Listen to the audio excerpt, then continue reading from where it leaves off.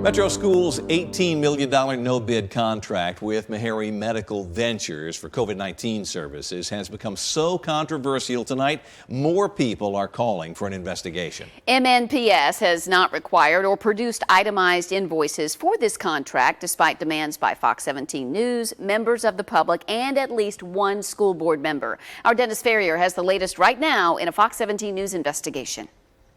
So many issues with this no-bid contract. All the things that don't seem to make sense and don't seem to add up. More people look at the invoices, they have more question. Tonight, one of Tennessee's most respected watchdog groups is calling for an audit and investigation.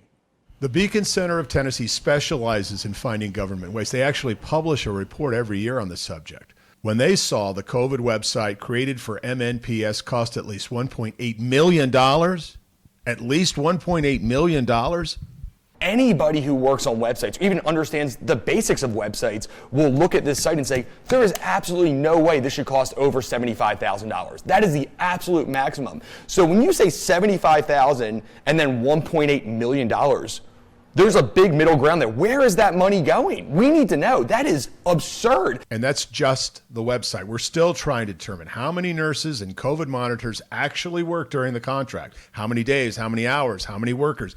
MNPS keeps pointing us to the original contract. That's not what we want. We want the detailed invoices, the line item receipts. We have been asking for weeks, and we are not alone. I want to see a breakdown of the hourly cost, of the total cost of everything, because it's impossible. And unless we see some type of real receipt, taxpayers are getting screwed. And this isn't fair. You know, this should be completely open and transparent. And think about this. The original contract was $18 million for 11 and a half months. It was suddenly reduced to 4.5 months. The board didn't even get to vote on the time reduction, even though they had questions.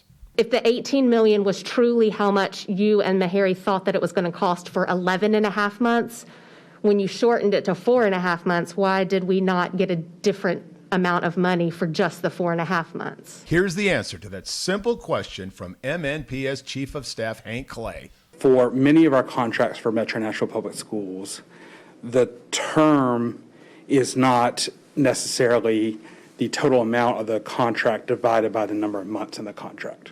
We wanted to clarify what the original scope is so that if something changed and we needed to go longer, it actually is more accountability to come back to the board, because we could not extend the term of that contract beyond that amount of time. If you find that confusing, don't feel bad. You're not alone. Confusing and unacceptable. When you're paying people hourly, the amount you pay is how many hours they work. So if you cut their hours in half, then the amount that you're paying should be half that cost, right? School board member Fran Bush goes even further. She not only doesn't like Hank Clay's answer, she doesn't even think he should have been allowed to answer. This should have never happened under the nose of Dr. Battle or Hank Clay. Hank Clay is not even a chief financial officer, and he oversaw this contract. And I question that. He's not the money guy in our district. Again, impossible to figure out until you have real receipts. Maybe I'm not being clear enough. Every time I ask you for detailed invoices, actual line item receipts, you refer me to the contract. I'm not asking for what was promised or proposed. I'm asking for what was delivered. Do we have actual old-fashioned detailed receipts? How many people, how many hours, for how many days, and at what rate? The other thing is, how could the contract have possibly remained at the same dollar amount when the time period was slashed from 11 and a half months to 4.5 months? With so many hourly employees, there should have been a dramatic reduction in the billing. So where do we stand? More people are demanding a detailed invoice beyond the terms of the contract, and certainly an accounting for those supplemental items, item by item. We will see where these demands lead. I'm Dennis Ferrier, Fox 17 News, your Code Red station.